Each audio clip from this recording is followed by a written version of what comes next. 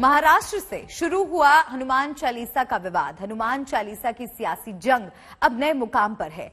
BJP खुलकर राणा दंपत्ति के साथ आ गई। जमानत पर रिहा नवनीत और रवि राणा ने तीखे तेवर दिखाए हैं। दोनों आज दिल्ली में उद्धव सरकार की शिकायत करेंगे। उधर उद्धव सरकार कानूनी जंग के जरिए दोनों को फिर से जेल की सलाखों के पीछे पहुंचाने की कोशिश करेगी।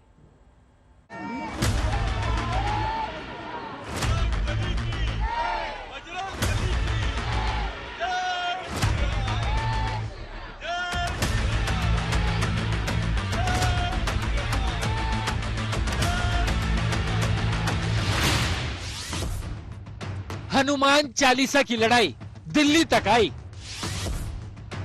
राणा दंपत्ति आज दिल्ली में लगाएंगे गुहार।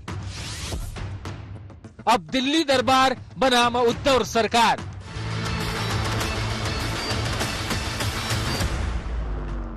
महाराष्ट्र में हिंदुत्व का सबसे बड़ा झंडा बरदार होने का सियासी रण हनुमान चालीसा के बहाने शुरू हुआ और अब ये दिल्ली तक आ गया है।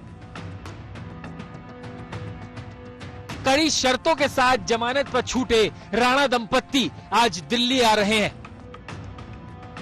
यहां नवनीत राणा स्पीकर ओम बिरला से मिलकर उद्धव सरकार की शिकायत करेंगे।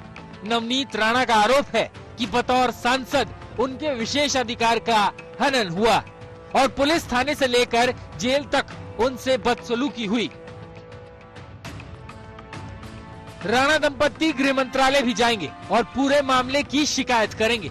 हालांकि उनकी गृह मंत्री अमित शाह से मुलाकात नहीं हो पाएगी क्योंकि शाह असम के दौरे पर हैं। अस्पताल से छुट्टी के बाद राणा दंपत्ति ने अपने तेवर पहले ही दिखा दिए थे। नवनीत राणा हाथों में हनुमान की मूर्ति और गले में राम नाम का दुपट्टा ओढ़कर अस्पताल से निकली और सीधे उद्धव सरकार को निशाने पर ले लिया। ठाकरे सरकार को मेरा प्रश्न है कि मैंने ऐसी क्या गलती की जिसकी मुझे आज सजा इन लोगों ने दी। राणा दंपत्ति दिल्ली दरबार में उद्धव सरकार के खिलाफ शिकायतों का पुलिंदा लेकर पहुंच रहे हैं, तो दूसरी तरफ उद्धव सरकार आज एक बार फिर कोर्ट का रुख करेगी इस दलील के साथ कि राणा दंपत्ति ने जमानत की शर्तों को तोड़ा है और मीडिया से बात की है, लिहाजा उनकी जमानत रद्द की जाए।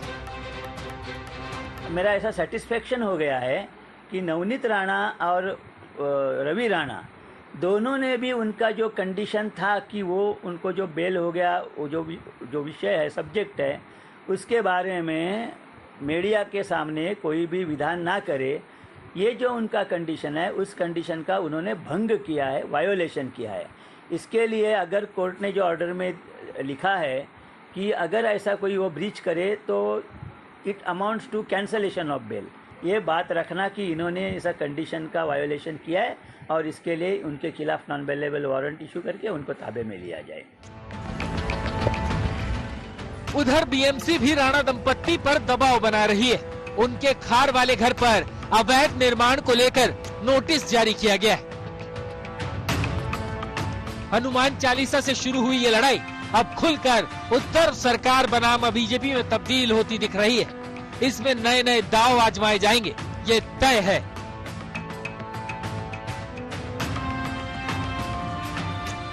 मुंबई से साहिल जोशी के साथ पंकज उपाध्याय, दिल्ली आज तक। दिल्ली में तेजिंदर पाल सिंह बग्गा के नाम पर मची राजनीति जारी है। बीजेपी आरोप लगा रही है कि आम आदमी पार्टी पंजाब पुलिस का बेजा इस्तेमाल करके बग्गा को फंसा रही है, तो आम आदमी पार्टी कह रही है कि बीजेपी पूरा दमखम लगाकर बग्गा को बचा रही है। इन आरोप प्रत्यारोप के बीच 3 राज्यों की पुलिस चक्करघिनी हुई जा रही है।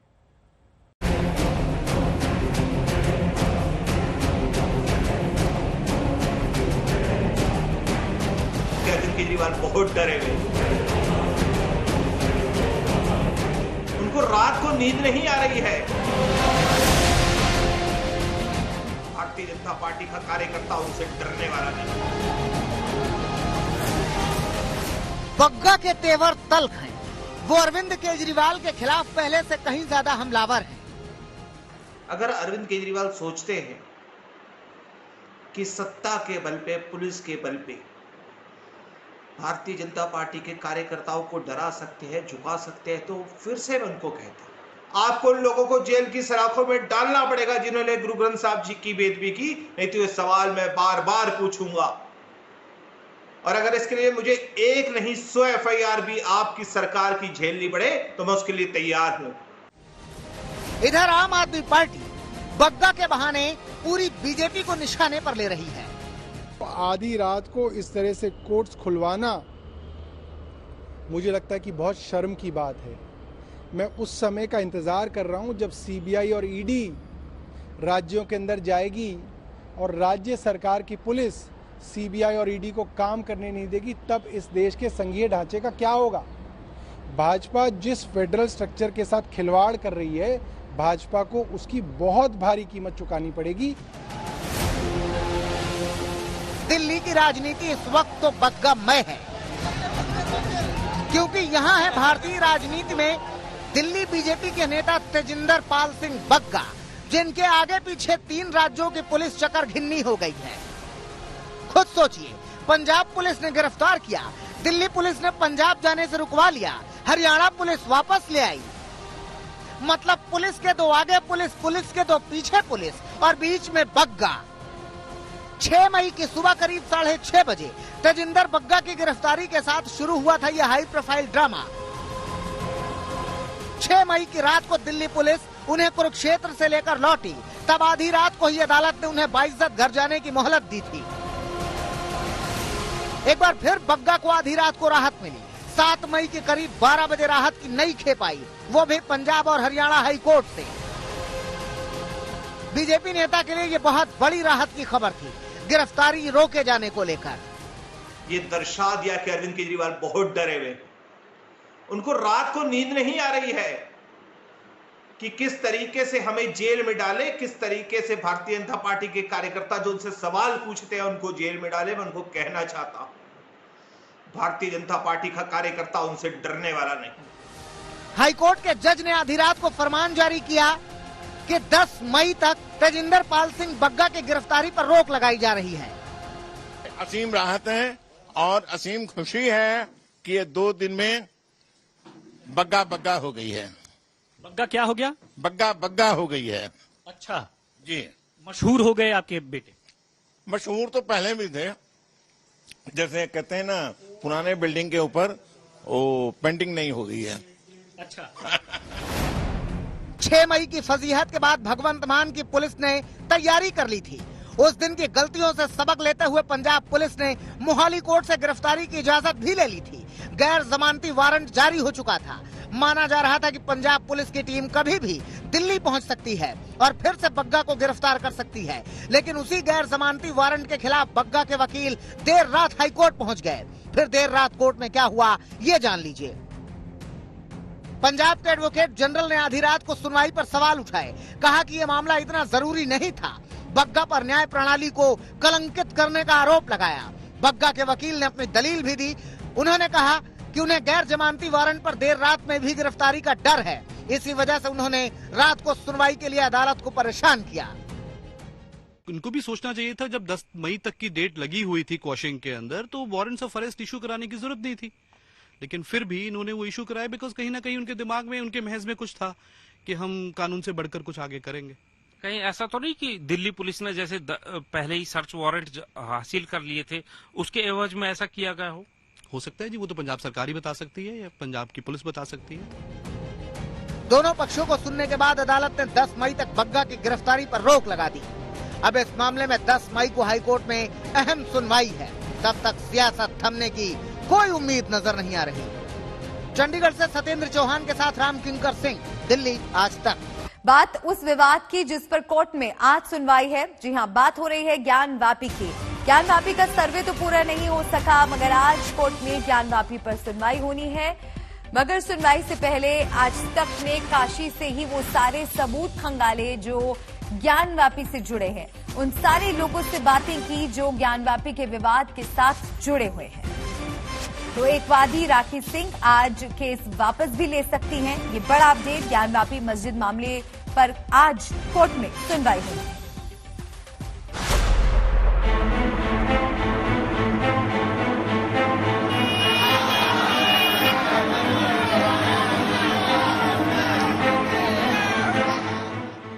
ज्ञानवापी पर मची हलचल देख लिया आपने, ज्ञानवापी पर मचा हंगामा भी देख लिया आपने। भगवान शंकर का, भगवान स्वयंभू विश्वेश्वर का, ज्योतिर्लिंग का पुरानी तस्वीरें, पुराने मैप, हर वो साक्ष्य जो कोर्ट में पेश किया जाएगा वो आज तक पर हम आपको आज ही दिखाएंगे। तो आइए बाबा विश्वनाथ के दरबार और ज्ञानवापी के बीच उलझी सियासत के बीच प्रमाणों की इस यात्रा में आगे बढ़ चलिए। गर्भगृह में जो है भगवान शिव का 100 फुट का ज्योतिर्लिंग अभी भी विराजमान है। इसको पत्थर की पट्टियों से ढक दी गई है। ये दालान के रूप में निकाल दिया गया है। ऐतिहासिक तथ्यों, अदालत में दिए गए सबूतों और कमीशन की रिपोर्ट के अलावा उन तस्वीरों के हवालों से भी यह सिद्ध करने की कोशिश बार बार की गई कि आदि विश्वेश्वर मंदिर उसी ज्ञानवापी परिसर के नीचे है। अंधा व्यक्ति भी देख करके ये बता सकता है, कमिश्नर महोदय तो इसको देख करके बताए ही होंगे और वो पूरा इन्होंने वीडियोग्राफी इसकी लिया होगा कि ये मंदिर की सारी दीवारें यथावत दिख रही हैं। ये पश्चिम तरफ का पश्चिमी हिस्सा है, इधर ही जो है श्रृंगार गौरी का यह स्थान है, ये किए होंगे वो। इसके बाद दूसरा यह चित्र देखिए, ये सारे मंदिर के जो है वो अवशेष हैं। ये जो है वो दर्शनार्थी हिंदू जो है वो जाकर के दर्शन वगैरह कर रहे हैं। ये सब अदालत ने कोर्ट कमिश्नर की नियुक्ति इसीलिए की थी जिससे ये मालूम चल सके कि क्या ज्ञानवापी में देवी देवताओं के विग्रह वाकई मौजूद हैं। दरअसल 5 महिलाओं ने श्रृंगार गौरी की रोज पूजा का अधिकार मांगा था। अब ये सवाल ज्ञानवापी के अस्तित्व से ही जुड़ गया है। मुस्लिम पक्ष के विरोध के बाद 3 दिन का प्रस्तावित सर्वे पूरा नहीं हो सका। भारी मात्रा में मुस्लिम समाज के लोग बैरिकेडिंग के अंदर हैं और जब एडवोकेट कमिश्नर साहब बैरिकेडिंग के अंदर उन्होंने जाने की हम सबकी टीम के साथ कोशिश की तो अंदर नहीं जाने दिया गया। वो लोग दरवाजे पे आके खड़े हो गए और इसीलिए कमिश्नर साहब की कार्रवाई आज कंप्लीट नहीं हो पाई है। अब से कुछ घंटे बाद कोर्ट में दोनों पक्ष अपने अपने दावों के साथ दस्तावेज पेश करेंगे, लेकिन वो दस्तावेज कोर्ट से पहले आप आज तक पर देख लीजिए। ये पूरा तहखाना हमारा ये पूरा है। ऐसी ये तहखाना क्या मंदिर मस्जिद का परिसर एरिया है? ये परिसर एरिया है पूरा, इसी पे मस्जिद स्ट्रक्चर खड़ा हुआ है। ये पूरी लैंड है नीचे की। ये यहाँ पर से आज भी हमारा दरवाजा कायम है। यहाँ पर हमारा कूप है, कुआं है, यहाँ हमारे नंदी जी हैं। बाकायदा यहाँ पर हमारा ये है आने जाने का रास्ता है। काशी विश्वनाथ मंदिर के व्यासपीठ का दावा है कि जहां ज्ञानवापी है उसकी जमीन का मालिकाना हक उनके पास है। दावे के मुताबिक करीब 150 सालों से वो इस जमीन पर पूरा हक पाने के लिए केस लड़ रहे हैं, जिसके दस्तावेज भी उनके पास हैं। साल 1937 से 1991 तक इस मामले में कोई विवाद नहीं हुआ, लेकिन बाबरी केस के बाद ज्ञानवापी में नमाजियों की संख्या बढ़ने लगी। ज्ञानवापी के अंदर आदि विश्वेश्वर का 108 फीट के शिवलिंग का भी दावा सुन लीजिए। इसके गर्भगृह में जो है भगवान शिव का 100 फुट का ज्योतिर्लिंग अभी भी विराजमान है। इसको पत्थर की पट्टियों से ढक दी गई है। 90 के दशक में ज्ञानवापी पर एक सर्वे हुआ था, उसकी एक्सक्लूसिव तस्वीरें भी आज तक पर देख लीजिए। जी देखिए, सर्वप्रथम ये है कि हमारा जब मकान गिराया गया उसमें हमारे बहुत से दस्तावेज दब गए, परंतु 1857 की रजिस्ट्री हमारे पास है, बिल है, और 1874 की हमारे पास बिल है, फिर 1968 की हमारे पास बिल है। ये तीनों एक क्रम में ही हैं और सब रजिस्टर्ड दस्तावेज हैं। पीढ़ी दर पीढ़ी पूरे प्रांगण का हवाला देते हुए, सारे देवी देवता का हवाला देते हुए व्यासपीठ को ही मालिक और व्यास के वारिसानों को ही मालिक घोषित किया गया है। ये दिखाया तहखाना ओन्ड बाय द व्यास। ये पूरा तहखाना हमारा ये पूरा है। ऐसी ये तहखाना क्या मंदिर मस्जिद का परिसर एरिया है? ये परिसर एरिया है पूरा, इसी पे मस्जिद स्ट्रक्चर खड़ा हुआ है। ज्ञानवापी बाबा विश्वनाथ मंदिर विवाद के मुख्य पक्षकार और वरिष्ठ वकील हरिशंकर जैन ने आज तक से खास बातचीत में बताया कि तथाकथित मस्जिद के अंदर पिछले सर्वे में जितने सबूत मंदिर से जुड़े मिले थे, उन प्रतीकों को धीरे धीरे हटाया जा रहा है। उस समय से इस समय तक क्या चेंजेज हो गए हैं। जो चीजें थी वो मिटाई गई हैं। उस समय से क्या कोई चेंजेज आया है आपको लगता है? जैसे अब जो खुले सामने दिखेगा, अभी मैं क्या क्या बताऊं। सब 96 में जो चीज पाई गई थी उसमें चेंजेस हुई, इसीलिए मैंने सूट में प्रार्थना किया है कि जो चिन्ह बचे उनको मिटाया न जाए, उनको संग्रहित रखा जाए। यह मेरी सूट में प्रार्थना है, इसीलिए किया है। और 96 में कमिश्नर रिपोर्ट में जो था वो आज मौजूद नहीं है। हरिशंकर जैन ने असदुद्दीन ओवैसी के आरोपों पर कहा कि मंदिर या मस्जिद सबूतों से तय होगा और मंदिर के पूरे सबूत मौजूद हैं। अंधा व्यक्ति भी देख करके। हिंदू पक्ष के वकील विजय शंकर रस्तोगी ने कई तस्वीरों को आज तक से साझा किया, जो तस्वीरें अदालत को सौंपी जाएंगी। इनमें साफ होगा कि ज्ञानवापी मस्जिद को आदि विश्वेश्वर मंदिर को तोड़कर बनाया गया है या नहीं। 1936 में सबसे पहले Deen Mohammed versus secretary of state का एक मामला है, जिसमें दीन मोहम्मद ने ज्ञानवापी मस्जिद और उसके आसपास की जमीनों पर अपना हक जताया था। तब स्थानीय अदालत ने इसे मस्जिद की जमीन मानने से इनकार कर दिया था। उसके बाद दीन मोहम्मद हाईकोर्ट गए और 1937 में जब फैसला आया तब हाईकोर्ट ने मस्जिद के ढांचे को छोड़कर बाकी सभी जमीनों पर व्यास परिवार का हक बताया था। ज्ञानवापी मस्जिद के तहखाने का मालिकाना हक भी व्यास परिवार को दिया गया था। ऐतिहासिक के बाद पौराणिक पहलू को भी समझ लीजिए। मान्यता के मुताबिक स्कंद पुराण में जिस आदि विश्वेश्वर का जिक्र है वो यही स्थान है। यहाँ 103 फीट का शिवलिंग था जो मुगलों ने मस्जिद के नीचे दफन कर दिया था। पौराणिक मान्यताओं के मुताबिक कैलाश छोड़ने के बाद भगवान शंकर ने खुद को यहाँ स्थापित किया था। वहीं 9 मई को कोर्ट में होने वाली सुनवाई से ठीक पहले हिंदू पक्ष की 5 में से एक वादी राखी सिंह ने अपना नाम केस से वापस लेने का मन बना लिया है। अब राखी कल कोर्ट में हलफनामा दाखिल करेंगी। हालांकि उनकी नाराजगी की कोई खास वजह सामने नहीं आई है। हिंदू पक्ष का कहना है कि बाकी 4 वादी अपने रुख पर कायम हैं। एक वाद दायर किया गया और भक्त की कैपेसिटी से उन्हीं के दावे में एक एप्लीकेशन दी गई कि ये सर्वे कराया जाए और वीडियोग्राफी कराई जाए। अब आपके माध्यम से, मीडिया के माध्यम से मुझे पता चला है कि वो लोग अपना केस विड्रॉ करना चाहते हैं। पहले तो मैं आपको स्पष्ट कर दूं कि जो लीडिंग केस है माता श्रृंगार गौरी का वो 350 है और वो जिसमें कि वाद मित्र मैं हूं। ये लोग ना तो उसमें वाद मित्र हैं ना इनका कोई मेन रोल है। और दूसरी बात यह है कि किसी एक व्यक्ति के द्वारा अगर कोई वाद वापस कर लिया जाता है तो देवता के केस पर उसका कोई असर नहीं पड़ता है। ये 400 साल पुरानी इमारत है, मस्जिद है। अब अगर कोई कहता है कि ये मस्जिद नहीं है, मंदिर तोड़कर मस्जिद बनाया गया, तो इसका प्रमाण उसके ऊपर आता है जो ब्लेम लगा रहा है।